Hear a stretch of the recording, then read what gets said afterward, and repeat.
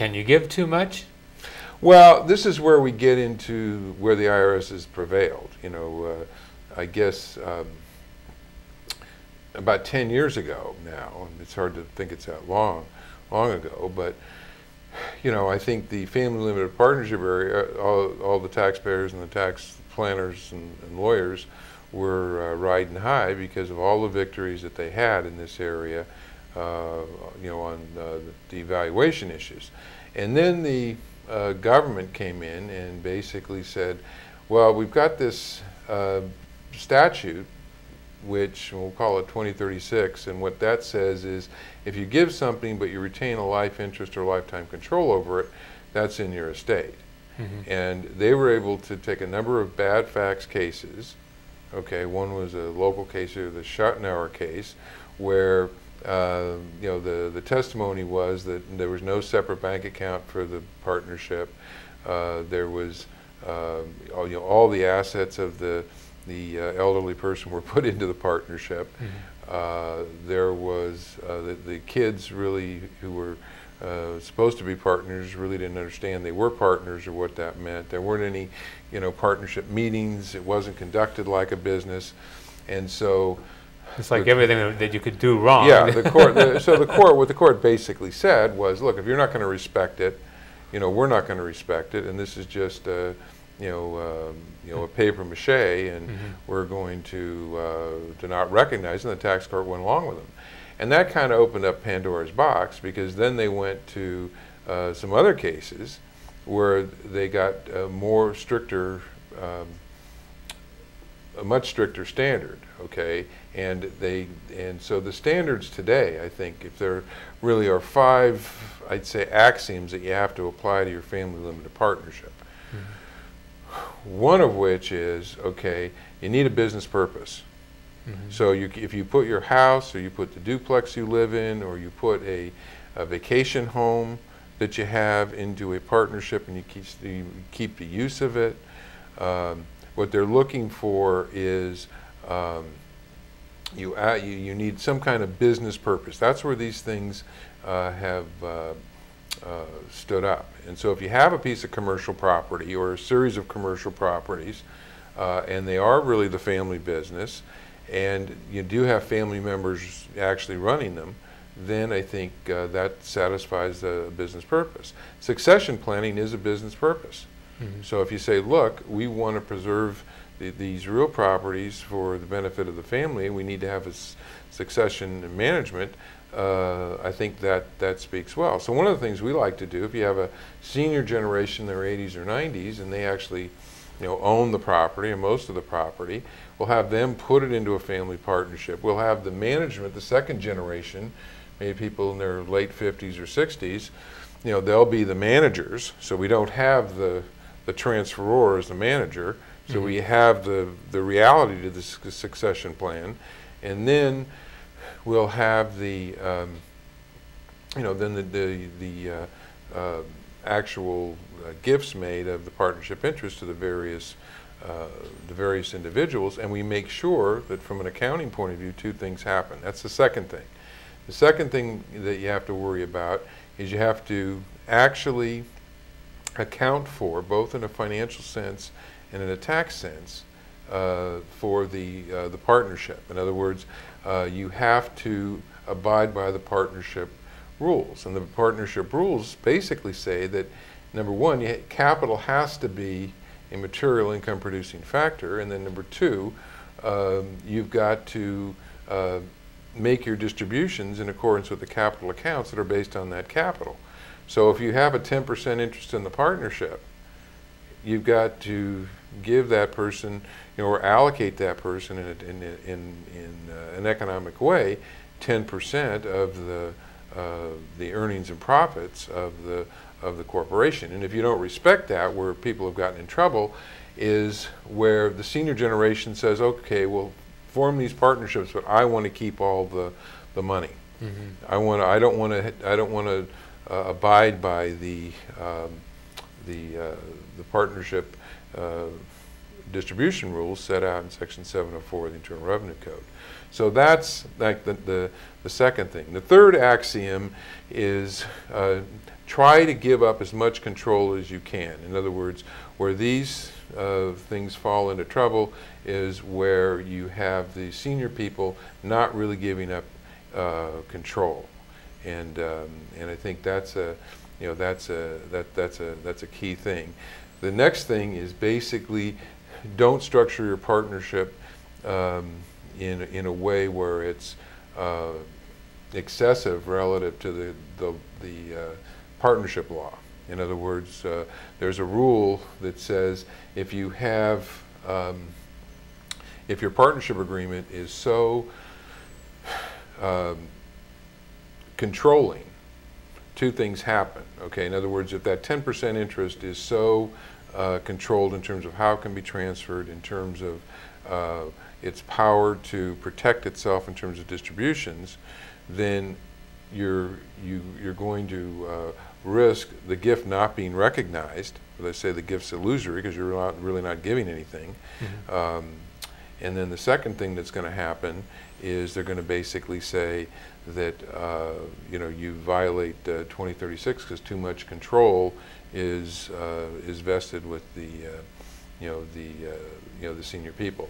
The last axiom is kind of a cross-check, and that is, I always sit down after we've talked about all this and make sure that this works in an overall estate planning sense. In other words, let's put aside the tax planning.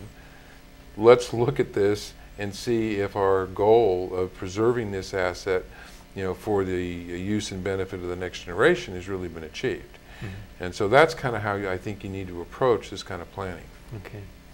And I think one of the things I was trying to allude to, though, a little bit with the question is there have been situations where basically people have put everything in. They put in their family residence, and there's no way that they could support themselves, pay their bills, without being dependent on that partnership. And so the courts in some of those cases said, well, you've got to retain interest. Yeah, I think that's the problem, where you put too much in. Like some of the cases, I think the Schottenhauer case, they put in 99% of the assets. And so, where this basically then looks to the IRS like it's just nothing more than a way to try to avoid the estate tax, mm-hmm. blatantly, okay? And where people get in trouble, they put their homes in. See, I think the personal use assets, you want to segregate those from the business assets. And so, because I think people get in trouble, number one, if you commingle your personal assets with the business assets, because it's commingled. Number two, what's the business purpose for putting your house into a partnership? Well, there isn't one, so that taints the whole partnership. And so I think it's important to segregate the personal assets from the business assets. Okay. Let's see here. We just have a few minutes left. Why don't we highlight a few of the areas where the IRS has been successful in attacking these family limited partnerships? Well, one is we've alluded to, where the people retain a tacit agreement that nothing's going to change. Mm-hmm. All right, and so in the situation where people are just thinking they're doing this paperwork, and they're not going to really respect the partnership, and there's a tacit agreement where control and the income is going to go to the senior person who's transferring things. I think that's where you have that's where the IRS has come in and been very successful, because what they come in and they argue, well, there's a tacit agreement that mom is going to retain all the income on this partnership. And then many times they don't have to go far, because what they do is they get the bank account of mom.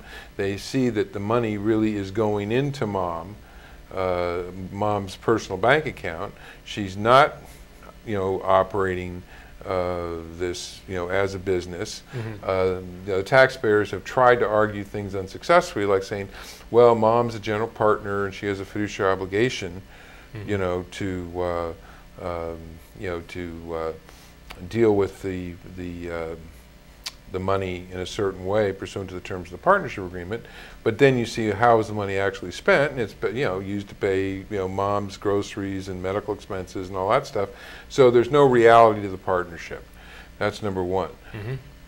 Number two is where people rely on saying, well, I am going to get around this this provision in the Internal Revenue Code by having a bona fide sale. If you're going to have a bona fide sale, you have to make sure it's bona fide. Mm-hmm. In other words, that the terms of it are commercially reasonable and that the values are commercially reasonable.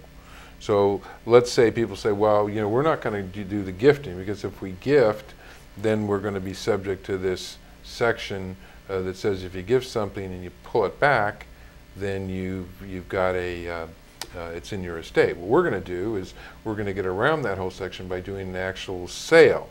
So we'll sell the asset to the children. The children will pay mom based on a note, and that way mom gets the income, but she gets it in a legitimate way. Well, if you're going to do that, you better be sure that the values you pay, the value is fixed by appraisal, and that dual appraisal system that we talked about. And then the second thing is you have to make sure that these terms are commercially reasonable. Mm-hmm. And then you have to make sure that the money is actually paid to mom.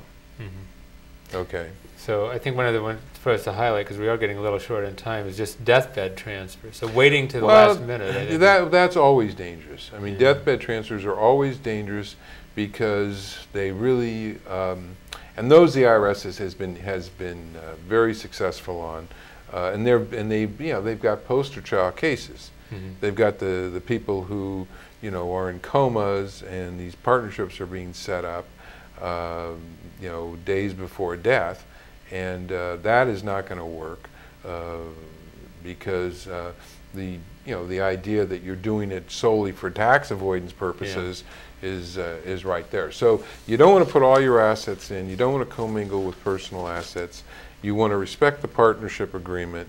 If you set the partnership up, you make sure it's run like a partnership. In other words, it's got its own bank account, it's got its own tax reporting mechanisms, it's got its own books. Mm-hmm. And there are regular meetings, mm-hmm. At least once a year, where you have a business meeting mm-hmm. Of all the partners, and they're provided with all the information, so you don't run into the situation where people are supposed to be partners and don't even know they're partners. Okay. Well, Frank, we're all out of time. Went fast, didn't it? Well, they did. I'm sorry I get so, but this is a subject that I really like, and it's a real fun subject to talk about, and I really appreciate your having me. Okay, well, thank you very much for being my guest. Folks, I hope you found this somewhat enlightening and something that maybe you want to get some more information about.